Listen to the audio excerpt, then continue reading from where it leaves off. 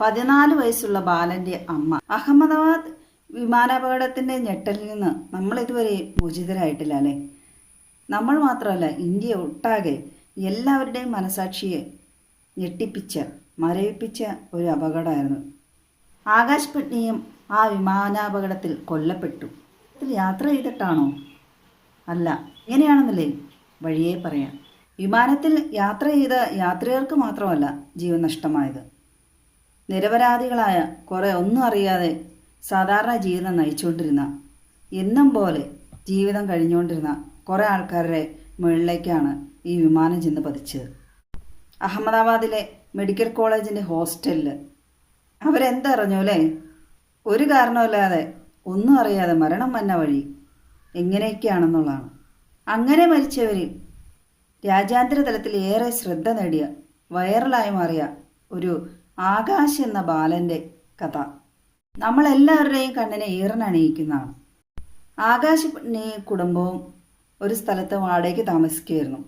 ആ വാടക വീട്ടിൽ അവർക്ക് വാടക കൊടുക്കാൻ നിവൃത്തിയില്ലാണ്ട് അവരെ പുറത്താക്കി.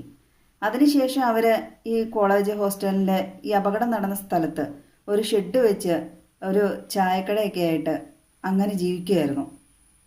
14 വയസ്സ് മാത്രമുണ്ട് ഈ ആകാശ് പട്നിക്കുണ്ടായിരുന്നത്. അവൻ അമ്മ സുഖമില്ലാതെ ആശുപത്രിയിൽ അഡ്മിറ്റായിരുന്നു. അമ്മയ്ക്ക് എന്തോ സർജറിയൊക്കെ പറഞ്ഞിട്ടുണ്ടായിരുന്നു. അമ്മയ്ക്ക് ഭക്ഷണം കൊടുത്തുകൊണ്ട് വന്നിട്ട് അവൻ ആ ഷെഡിൽ കിടന്ന് ഉറങ്ങുമ്പോഴായിരുന്നു ഈ അപകടം നടന്നത്. അങ്ങനെ ആകാശത്തോളം സ്വപ്നം കണ്ട ആകാശ് പട്നി എന്ന ബാലൻ്റെ നിത്യനിദ്രയായി മാറി.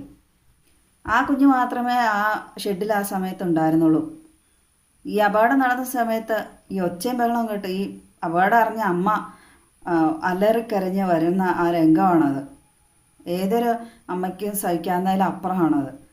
കാരണം ആ തൊട്ട് മുമ്പ് വരെ മകൻ ഭക്ഷണം കൊണ്ട് കൊടുത്തു, മകനായിട്ട് വർത്താനം പറഞ്ഞ അമ്മയാണ് ഇങ്ങനെ മരണത്തിന് പെട്ടെന്ന് മകൻ കീഴടങ്ങുന്ന ആർക്കും ഏതൊരമ്മയ്ക്കും സങ്കല്പിക്കാൻ കഴിയുന്നതിൽ അപ്പുറമാണ്.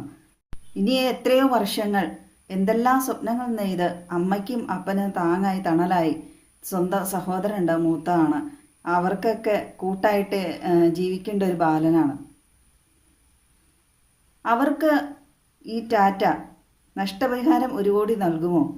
നമ്മൾ ഒരു വാഹനാപകടത്തിന് വെച്ചാൽ പോലും പ്രായം കണക്കാക്കും. ആ പ്രായം അനുസരിച്ചാണ് പിന്നീട് ക്ലെയിം കിട്ടുന്നതല്ല. അപ്പോൾ പിന്നെ സ്വാഭാവികമായും വിമാനാപകടം എന്നത് നമുക്കൊരു വാഹനമായി കണക്കാക്കിയെങ്കിലും ആ കൊച്ചിന് കുടുംബത്തിനൊക്കെ കിട്ടാനുള്ള തുക കിട്ടിയാൽ കൊള്ളാമായിരുന്നു. സർക്കാർ എന്തെങ്കിലും അവർക്ക് നൽകുമോ? നൽകിയോ? ഒന്നും അറിയില്ല. ദരിദ്രരുടെ ജീവന് വില അല്ലെങ്കിലും കണക്കായിരിക്കുമല്ലോ. വിമാനത്തിൽ സഞ്ചരിച്ചവരെല്ലാം ദരിദ്രമൊന്നും ആയിരിക്കില്ല, എന്തെങ്കിലുമൊക്കെ സാമ്പത്തികമായി ഉള്ള ആൾക്കാരായിരിക്കും.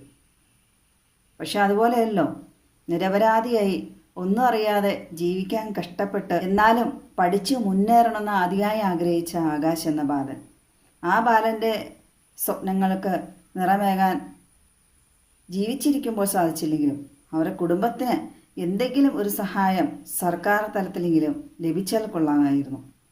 കേരളത്തിൽ വലിയ ചർച്ചയൊന്നും ആയിട്ടില്ലത്. മുഖ്യധാരാ മാധ്യമങ്ങളിൽ എന്ന് പറഞ്ഞാൽ ഒരു ചാനലിൽ മാത്രമേ ഞാൻ ഈ വാർത്ത കണ്ടുള്ളൂ. പിന്നെ ഞാൻ ഹിന്ദി ചാനലൊക്കെ അരിച്ചുകൊടുക്കുകയാണ് ഇത് തപ്പിയെടുത്ത് ഇട്ടേക്കണേ. പാവങ്ങൾ മരിച്ച ശ്രദ്ധ ഒക്കെ കിട്ടുന്ന കാര്യം കണക്കാണല്ലോ. പ്ലെയിൻ മോഡലിൻ്റെ ചോട്ടിലാണ് ആകാശമൊക്കെ ജീവിച്ചുകൊണ്ടിരുന്നത്.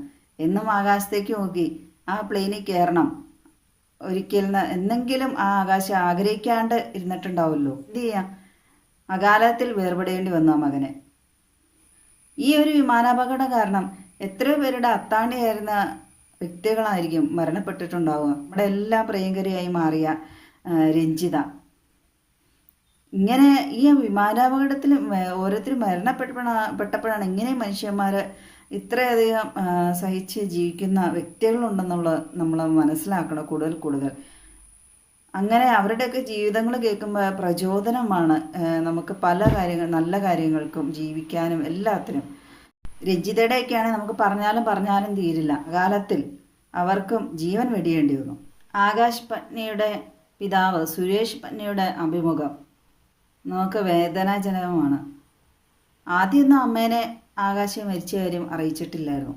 പക്ഷെ അറിയിക്കാതിരുന്നാലും എത്ര മൂടി വെച്ചാലും അമ്മയ്ക്കറിയാലോ മകൻ കിടന്ന് ഉറങ്ങിയ സ്ഥലം, അപകടം നടന്ന സ്ഥലം, അതാണല്ലോ അമ്മ അതുപോലെ ഓടി വന്നത് ഹൃദയം നുറുങ്ങുന്ന വേദനയായിട്ട് അലറി വിളിച്ച്.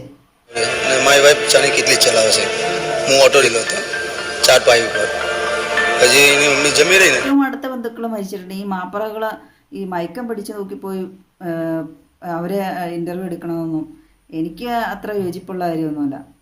ഈ ആകാശ് എന്ന ബാലൻ്റെ അച്ഛനോടും സഹോദരനോടൊക്കെ അവർ എടുക്കുന്നുണ്ട്.